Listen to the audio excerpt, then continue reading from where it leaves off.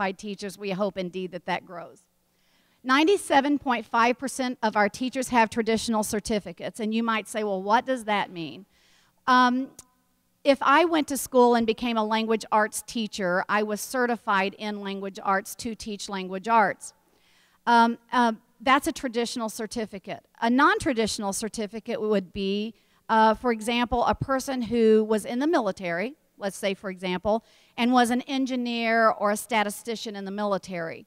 And that person, he or she, retired from the military and decided that, you know, I finished one career, I'd like to give back, and I want to be a teacher. And so there is a process by which, and it is a celebrated process by which folks who have retired or have been in previous careers, were probably masters in their field, can then certify through 2 different methods and become a certificated teacher.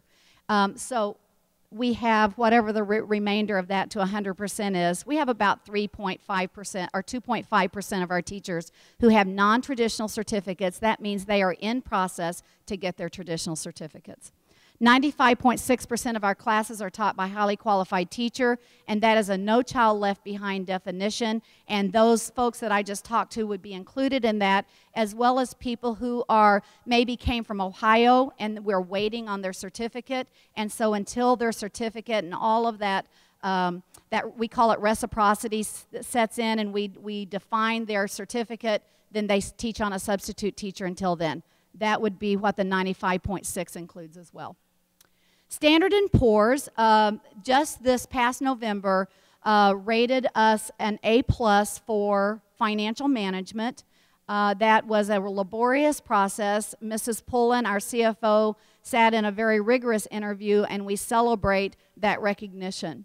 We are the 5th largest urban school district in Missouri, and we are about 18th overall. We haven't received this year's rankings yet in terms of our size, but we were 17 last year. Independence has moved up, and I just put 18 because I believe that's where we'll land, 18 or 19. And so there are 523 school districts, and we are 5th largest urban school district overall. We are your 3rd largest employer in St. Joseph, and we are part of the economic development machine in the city, and we take pride in that, in participating in that.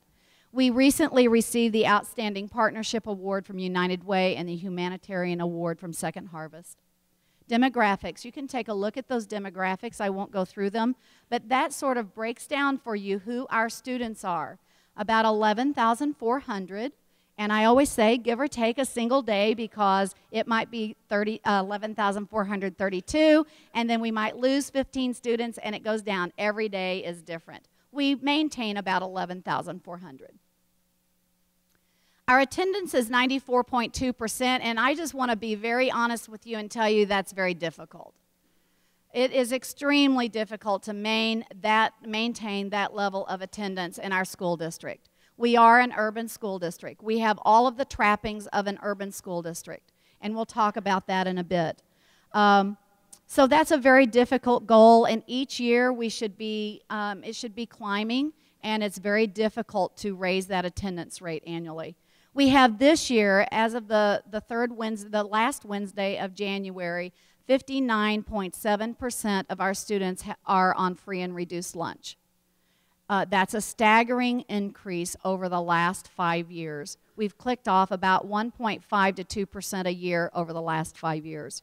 Our graduation rate is 88.9. You should feel proud of that, except for the fact that means we still have students who are dropping out.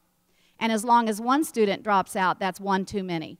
However, in urban school districts, and the average across the United States is between 65 and 70% graduation. Missouri's average is, I think, around 80%. So in terms of the overall, we can celebrate a little bit, but folks, we still have students who are not getting their high school diploma, and we should be very concerned about that. Our post-secondary enrollment, meaning they went to technical center, they went to community college, they went to the military, they went to four-year degree, and any other kind of post-secondary experience, I can't think of any other. 64.5% of our students went to some post-secondary experience after graduation last year. Our average student expenditure is $8,462 compared to Missouri's at $10,019. We believe in collaborative learning, and this was a recycling project by some students at one of our elementary schools. We believe that highly effective schools have some common characteristics, and I'm going to go through those characteristics, but folks, number one job, teaching and learning. Our moral imperative is to meet the mission, and our mission in this school district is educating each child for success.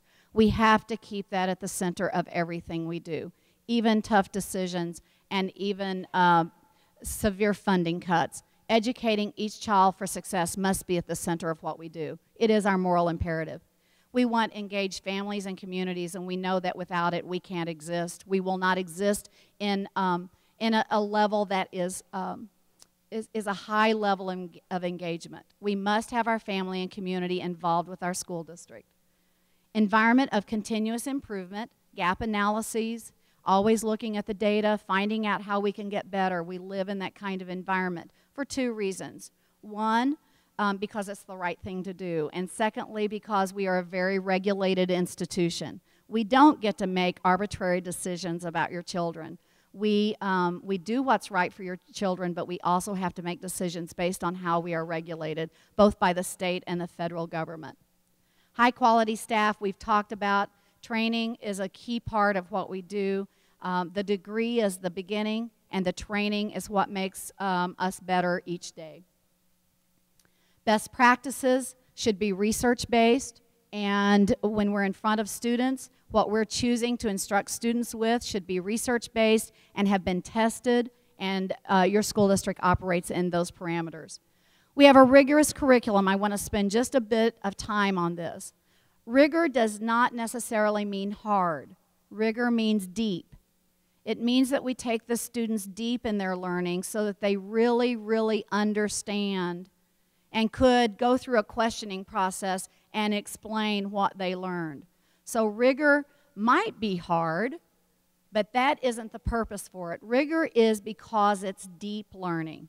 So there are really two pieces to curriculum. There's the what, and you all could probably recite some of the what you have learned when you were in school. It's the content, it's the subject matter, it's the content. That is part of curriculum, the what. The other part is the context in which it's learned. And the context in which it's learned is kind of twofold. One is, how is the student framing the learning? The process that the student is going through, the thinking of how they begin to really own what is being learned. And then the other part of context is, how is the teacher setting up the environment so that the student can go through that reflective piece and really own the learning? So curriculum is twofold. One, the what we learn, and two, the context in which our students learn it. Finally, on this slide, continuous, intensely focused professional development. It's that training piece. It's that development piece, ongoing and continuous. We make data-driven decisions. We do not use a single tool to measure performance of our students, although the high-stakes test I just referred to that we're all very interested in this week in terms of the MAP is a single measure of your students' performance. But as teachers and as professional educators, we will tell you that one single measurement of a student is not a single real measurement of a student. Students have bad days just like you and I have bad days. Imagine that your job was based on a single day, no, I will go to a single 2 hours in a single day of your job without any other measurement. So we look at our students through a variety of frames. We also look at the district through a variety of frames. And then this particular slide talks about when we look at a student through a frame and a variety of frames, then what do we do to intervene so that the student can then move forward? It's critical. It is both diagnostic and prescriptive so the student can move forward and learn, learn, learn. We educate the whole child. I won't go through this, but notice that the health and physical and social, emotional are all